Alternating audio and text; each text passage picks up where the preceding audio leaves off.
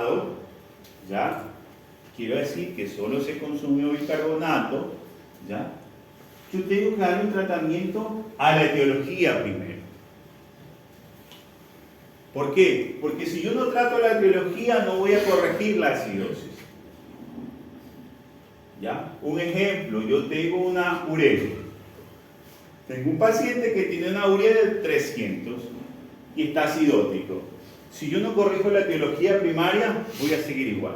Tengo un paciente que tiene sepsis, si yo no le doy un antibiótico, sigue igual. ¿Ya?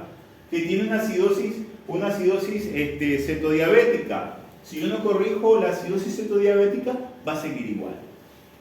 Entonces la primera, trato la etiología causal. La segunda, si yo tengo un paciente, y volvimos a la clase inicial, ¿qué me genera hidrogeniones? Habitualmente es la disociación. Todo proceso metabólico requiere agua. Y en todo proceso metabólico, al requerirse agua y al desdoblarse en hidrogeniones y iones hidroxilos, se consume agua. Entonces, para yo poder corregir esto, necesito dar una solución estándar, que es la solución salina. Entonces, yo trato de expandir al paciente, de darle líquido al paciente. Puedo utilizar solución salina o lactato de Rinke. ¿Ya? Si el paciente está con intoxicaciones, especialmente por metanol o etilenglicol, ¿ya? Que necesito desalojar inmediatamente porque es un tóxico exógeno, ¿ya? Puedo requerir un tratamiento hemodialítico. ¿Ya? Y el bicarbonato yo lo utilizo cuando el pH está bajo, el bicarbonato está bajo y hemodinámicamente comprometido. Ahí yo pongo bicarbonato. ¿Por qué? Porque si muchas veces yo te he visto pacientes que tienen una cetoacidosis diabética, le meten bicarbonato y ni siquiera le han metido volumen al paciente. Es la peor estupidez.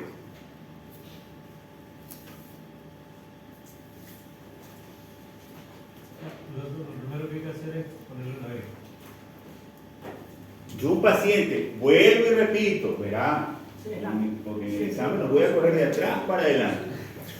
En serio, porque ya vamos a ver la otra con anión GAP bajo. Entonces, si yo tengo un paciente que yo tengo que manejarlo con esta patología que es básica, cualquier cetoacidosis, yo primero expando. Por ejemplo, si es el alcohólico, yo lo primero, al alcohólico no le voy a decir, ay, vaya, tome una aspirina y se va a la casa, o ¿cómo se llama esta otra cosa? Saliandro y vaya a la casa. Yo primero lo expando, le doy líquido. Trato la causa, y si es un proceso que no lo puedo manejar, y el pH está todavía bajo, previo a lo que yo he manejado, y está comprometido, pongo bicarbonato. Ojo.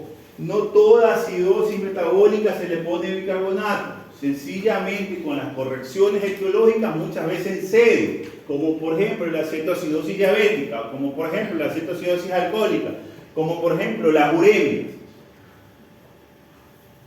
No es necesario colocarle al paciente bicarbonato.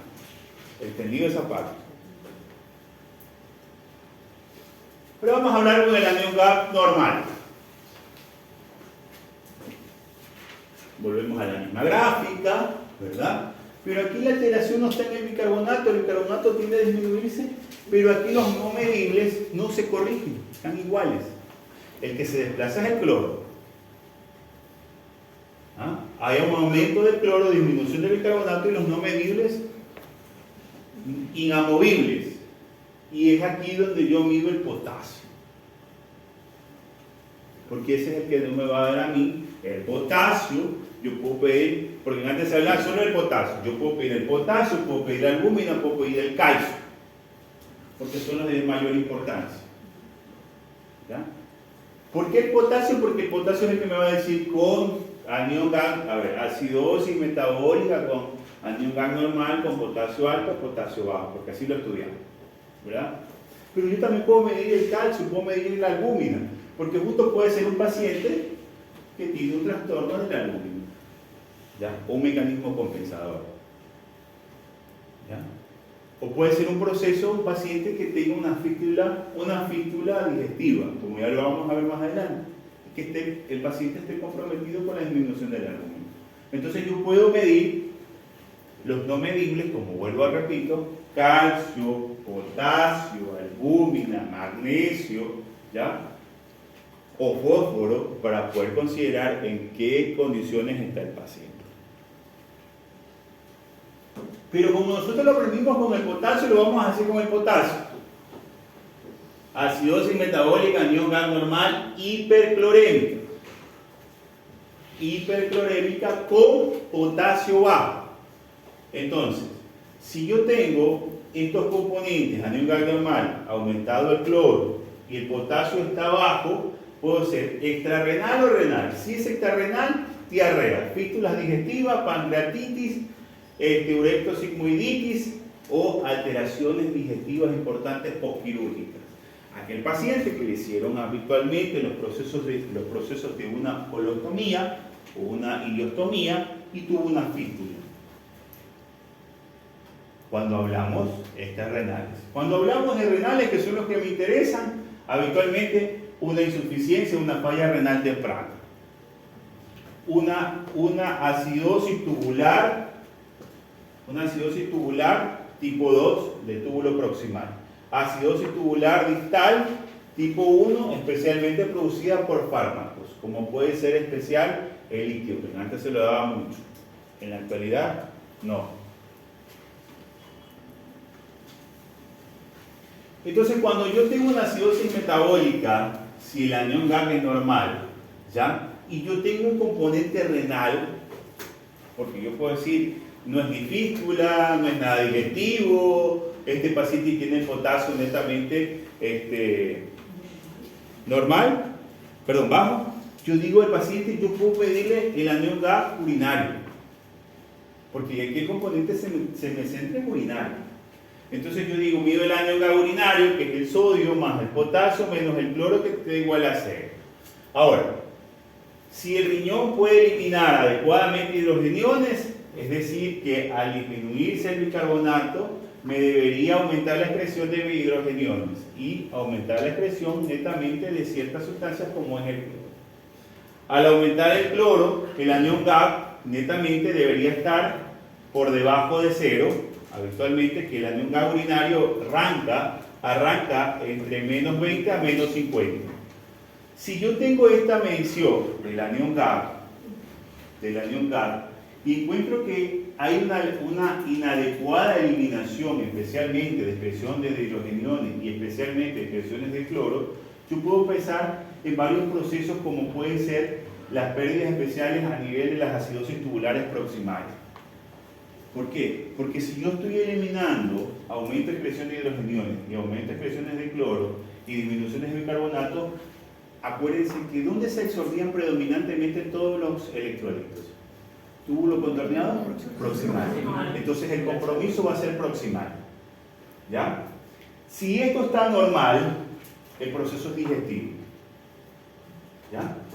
Si el riñón no puede eliminar adecuadamente los hidrogeniones, entonces yo tengo que buscar un proceso netamente que la pérdida es renal debido a un proceso, una falla de acidificación como son las acidosis tubulares distales. Es decir, que a mí no me estaba eliminando adecuadamente el hidrogenio, no puede perderse y tampoco no se elimina ni el cloro ni los procesos netamente como es el bicarbonato de formarse. Entonces los procesos netamente son distales. Cuando se compromete con el bicarbonato en la parte de la reabsorción es proximal. Cuando se compromete en la pérdida, especialmente de hidrogeniones a nivel distal, como son las células principales, es la acidosis distal.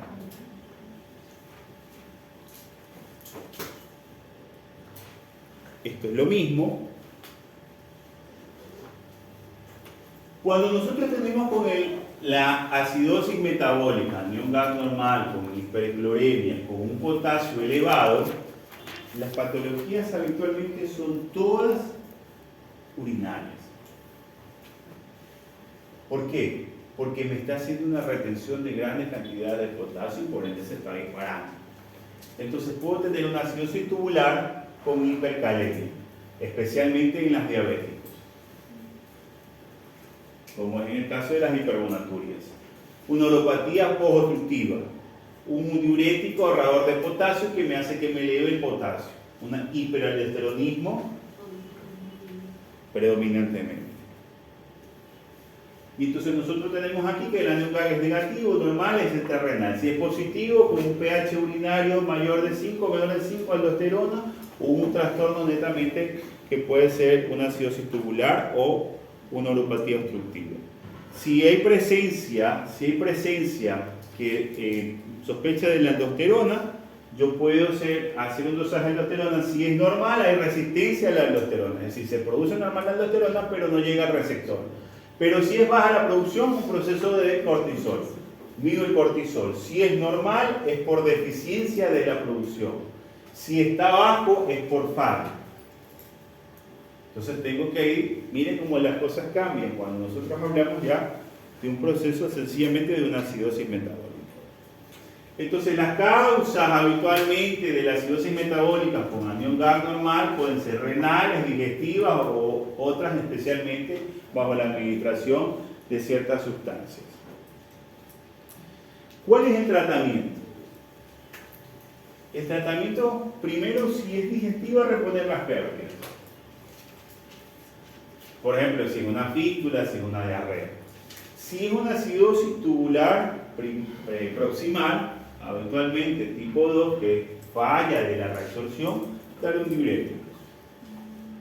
Si es una acidosis tubular distal, por falla de acidificación, ver si es un proceso de toxicidad, un proceso tóxico, muchas veces por salicilatos o por líquidos.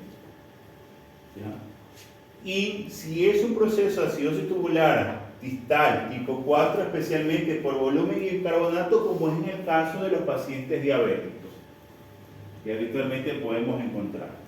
Y el bicarbonato se lo puede administrar de forma variable. Puedo administrarlo por vía endovenosa, como ya lo vamos a ver, o por vía oral. Esto es lo mismo. Esto es lo mismo. Entonces, ¿yo cómo debo reponer el bicarbonato? Esa es la pregunta que todos los residentes se hacen. ¿Cómo yo debo reponer el bicarbonato? Entonces yo tengo dos formas para mí de reponerlo, de forma aguda y de forma aguda lenta y de forma aguda inmediata. ¿Cuándo lo hago de forma inmediata? Cuando el pH está por debajo de 6.9. Esa es una indicación.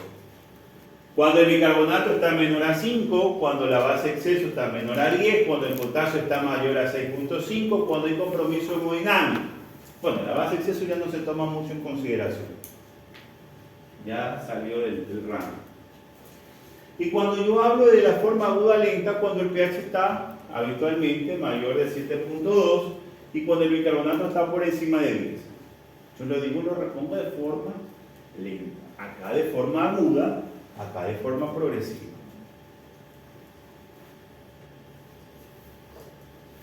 ¿Cómo debo reponer el bicarbonato? ¿Alguien tiene una idea? ¿Cómo se debe reponer el bicarbonato? ¿Por qué vía? ¿Ah? ¿Por qué vía? No digo, ¿cómo se debe reponer el bicarbonato? ¿Ah? Ya. Si es aguda, de forma inmediata, ¿cómo lo repongo? Ya, ¿cuándo?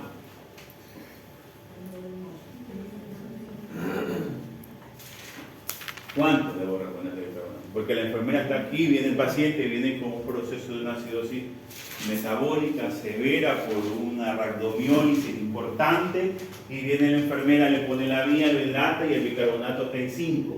Y te pregunta, doctor, ¿cuánto tengo que reponerle de bicarbonato? Espérenme, déjenme leer porque no me acuerdo.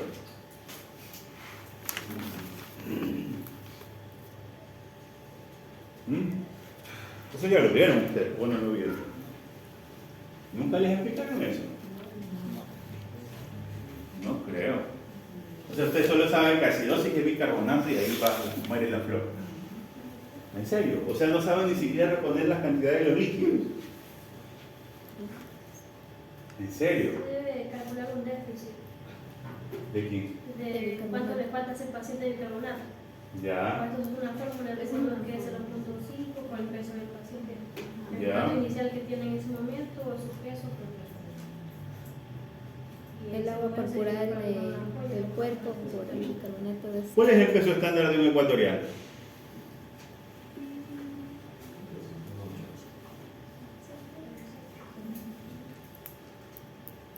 ¿Mm?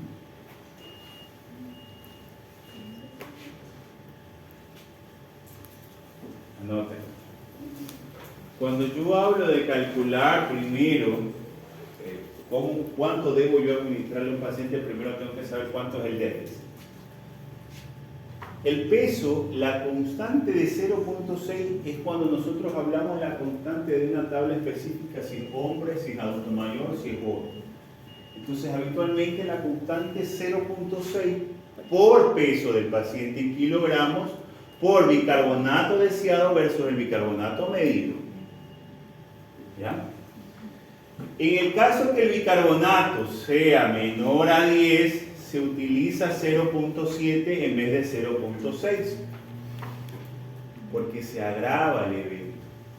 La corrección debe ser mayor.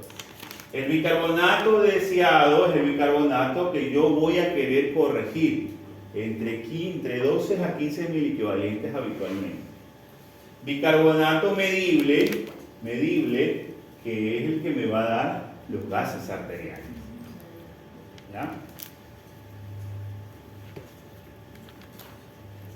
Entonces, cuando yo considero que el proceso de la acidosis metabólica, ya tengo, calculé cuánto tenía que administrarle al paciente, el número de ampollas de bicarbonato de sodio al 0, porque aquí en Ecuador hay 8.4% requerida según el déficit de bicarbonato. El número de ampollas de bicarbonato es igual al déficit sobre 20.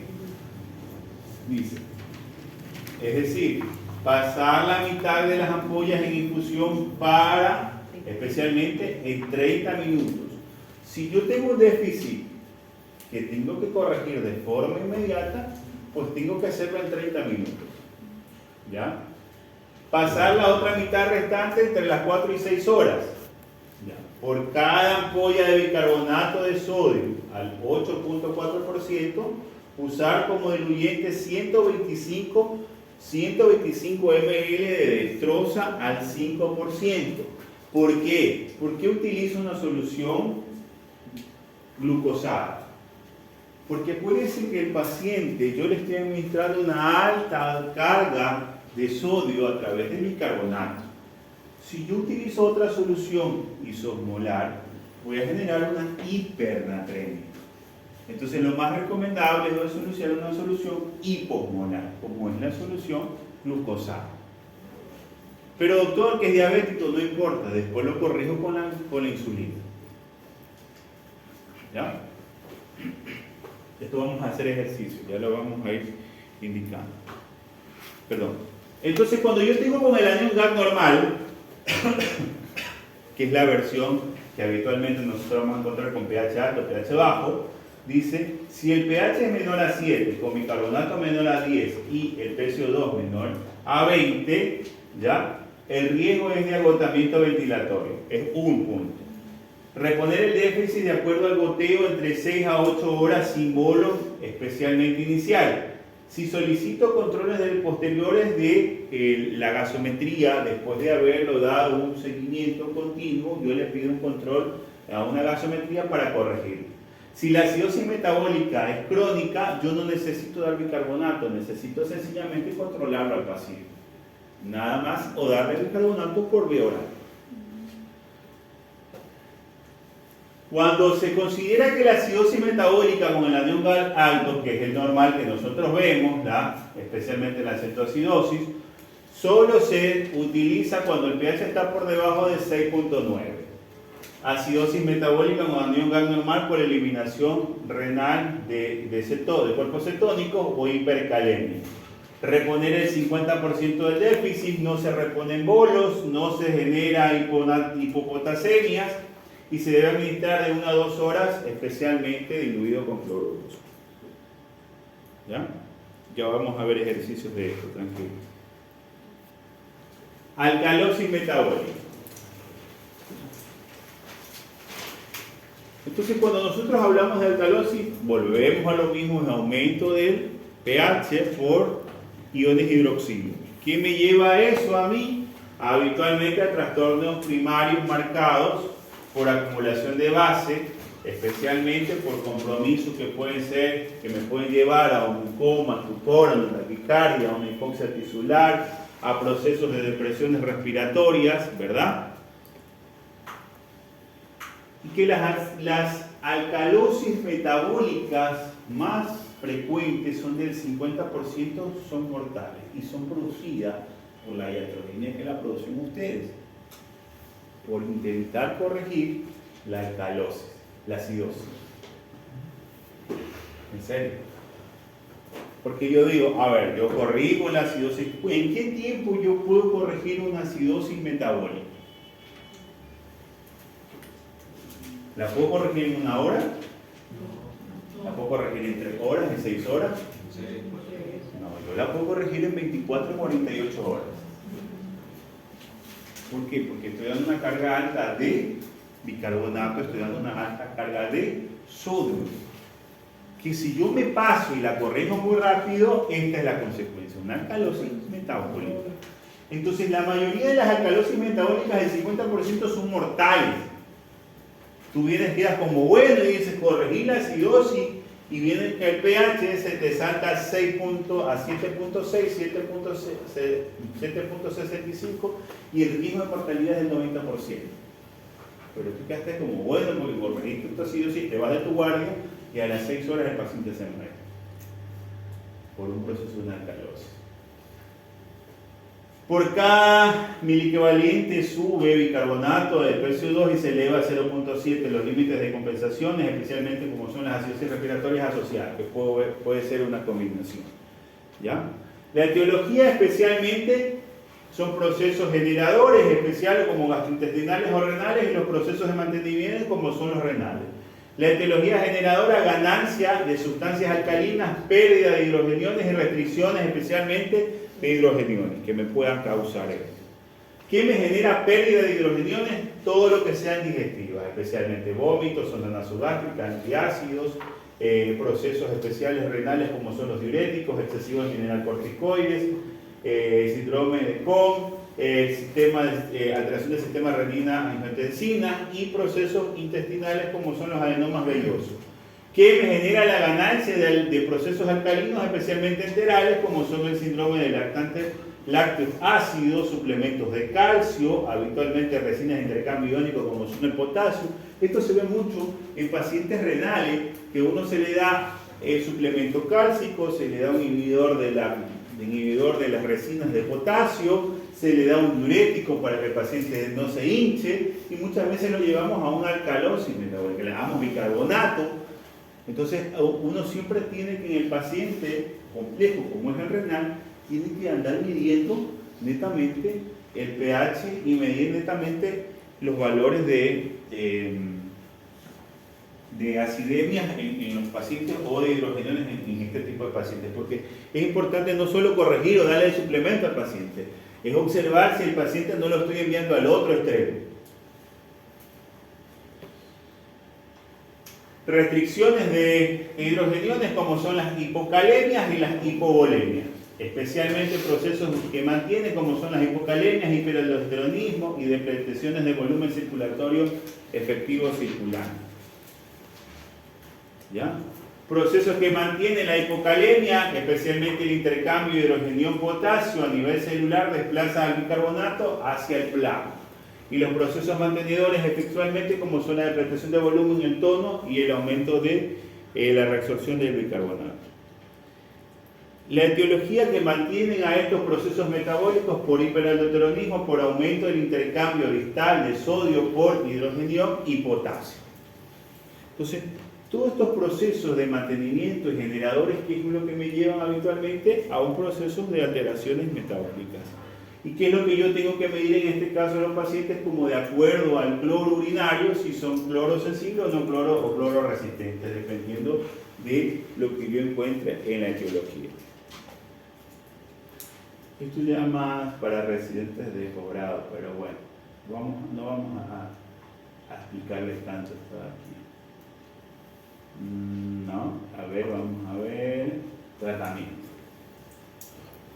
A ver, vamos a ver. Si yo tengo una paciente con una alcalosis metabólica, ¿ya?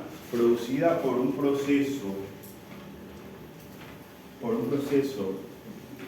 como son habitualmente por normoténsico, porque nosotros los podemos dividir de acuerdo al cloro urinario en mayores de 10 mayores de 10, menores de 10. Si son menores de 10, son normotensicos, es decir, que reabsorben potasio, regulan un pH o que tienen que descartar un proceso de hipertensión. Yo tengo que primero tratar la causa primaria antes de la causa secundaria, que en este caso es la alcalosis metabólica. Si yo tengo un pH urinario, menor de 10, que puede ser producido por algún proceso netamente de contracción de volumen, por un proceso de pérdida de bicarbonato, por alguna cirugía, por alguna hielostomía, por algún proceso diarreico, pues tengo que corregir primero los procesos fisiológicos que me están habiendo. Si es por deshidratación, corregir la deshidratación. Si es por un proceso netamente de descarte ya de una hipertensión maligna o por un proceso de una hipercalemia, tengo que corregir la causa primaria antes de la alcalosis. ¿Ya? Déjame ver un ejemplo para poder trabajar con ustedes. Quiero que les quede claro esto. Ejercicio.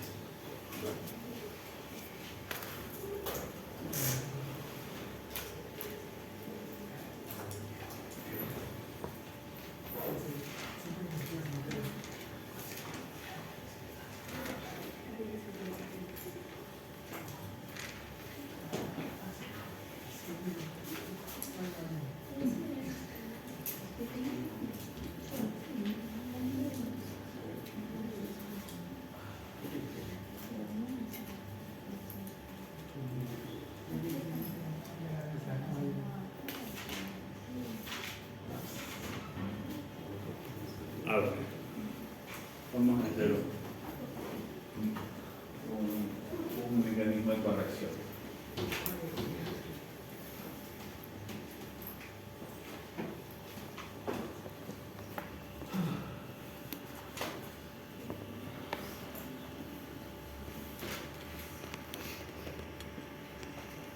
Nosotros habíamos dicho que la corrección con bicarbonato de sodio, ¿verdad? Dijimos que cuando el pH está menor a 6.9, ¿ya? Menor a 6.9. Dijimos que cuando el potasio estaba más de 6.5, cuando había compromiso hemodinámico, ¿verdad? Cuando yo tengo una importancia de la disminución del pH, ¿ya? Yo digo, tengo un paciente, me dice que en caso de que el bicarbonato esté menor a 10, ¿ya? Yo tengo que incrementar a 0.7. Entonces, yo tengo un paciente que el bicarbonato a corregir, porque es lo que yo quiero saber, digo que es de 0.6 la fórmula, 0.6 por el peso del paciente, medida en kilogramos, ¿verdad? Medida en kilogramos por el bicarbonato deseado, que en este caso, y menos el bicarbonato medido, ¿verdad? Esa es la fórmula. Que el bicarbonato deseado, yo el bicarbonato lo que quiero subir es alguna literatura menciona entre 10 a 12 en el equivalente, porque es lo que yo voy a poder querer subir, mientras que el medible es el que me va a dar los gases arteriales, ¿verdad? Entonces, ¿quién es el valiente que quiere salir hacer esta forma. Venga, doctor. Entonces vamos a poner un ejercicio. Tengo un pH, ¿ya? 7.1, tengo una PCO2 de 45, tengo una PO2 de 90, ¿ya?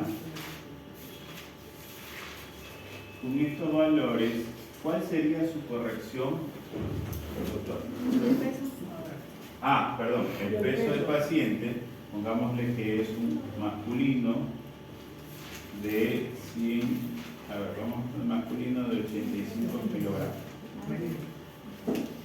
¿Ya?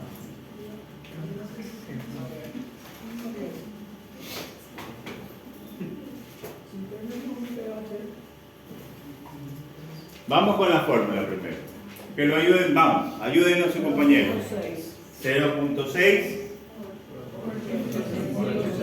por 85, ¿cuánto le sale? 85. Eso lo multiplicamos. 51, es igual a 51, ¿ya? Por, ahora va el bicarbonato deseado, que va a ser, pongámosle de 12, que es lo máximo.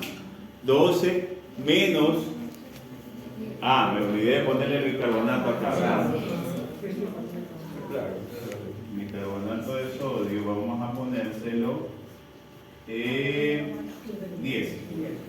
Ya.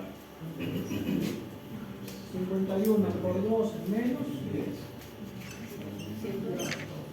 Entonces hacemos restamos este. 2. 51 por 2. Igual a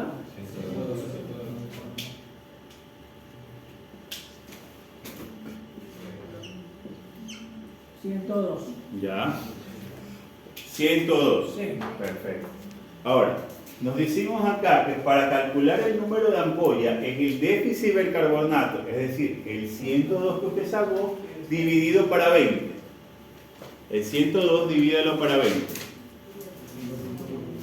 ¿Cuánto le sale? 5.1. Dividido para 20. ¿Cuánto le sale? 5.1. Entonces, yo lo que tengo que administrar es 5 ampollas. ¿Ya? Eso es lo que yo voy a administrar, la cantidad de ampollas que voy a administrar para corregir ese bicarbonato. ¿Ya? 5 ampollas. Entonces, si yo digo que es un paciente que tiene un compromiso muy importante que hemos mencionado, el pH menor a 6, que tiene un potasio mayor a 6.5, que tiene un compromiso hemodinámico, yo lo hago la mitad de estas ampollas, es decir, pongámosle 2.5 o 3 ampollas en 30 minutos.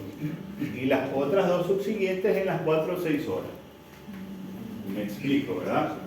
El 20 siempre es constante, ¿verdad? Es una constante para calcular la cantidad de ampollas. ¿Ya?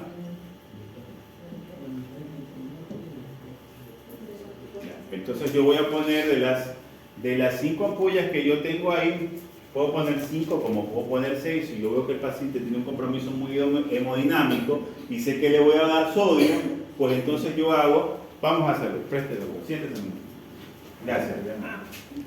Entonces yo tengo aquí que el doctor calculó, si yo tengo 5, yo puedo redondear a 6.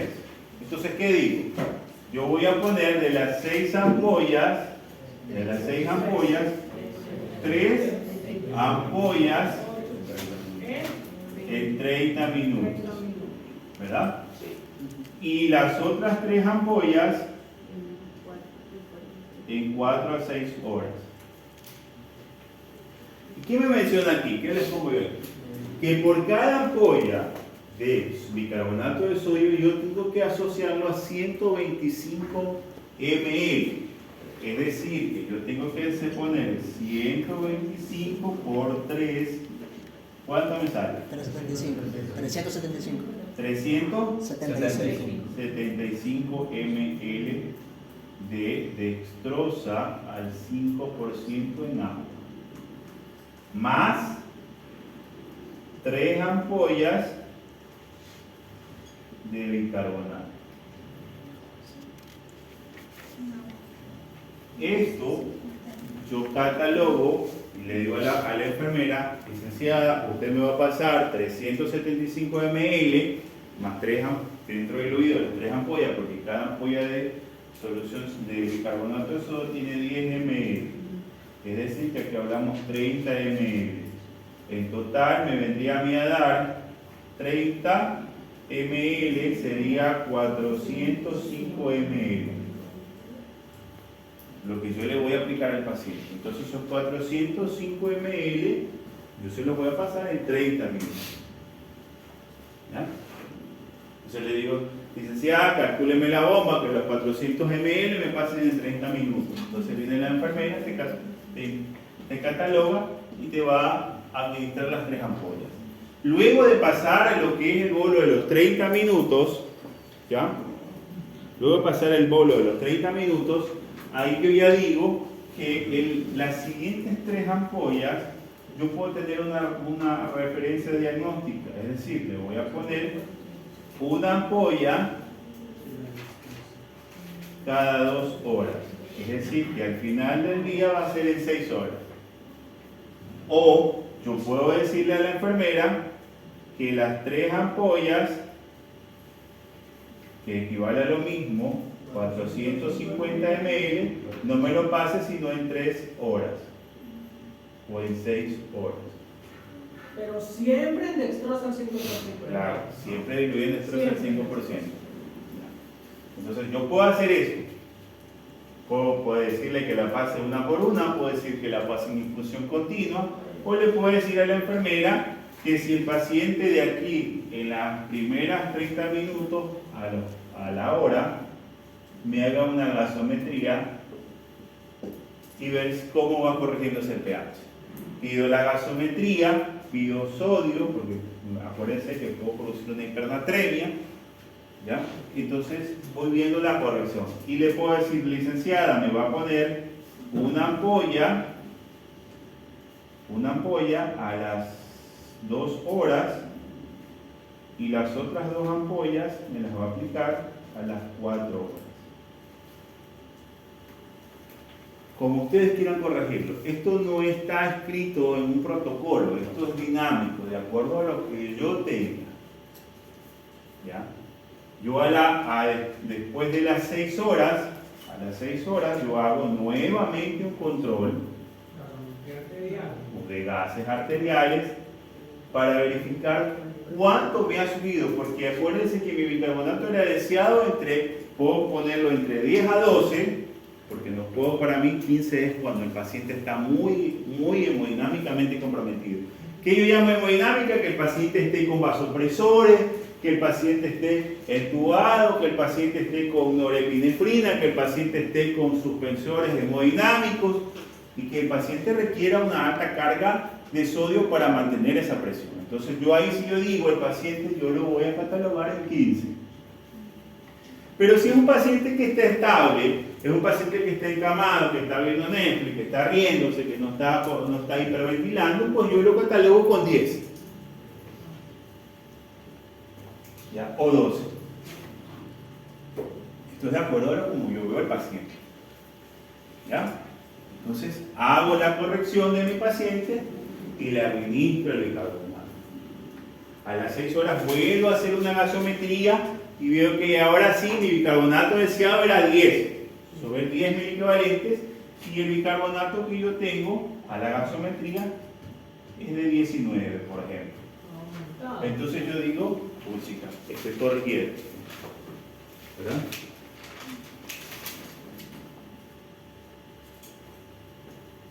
¿Entendido esta parte?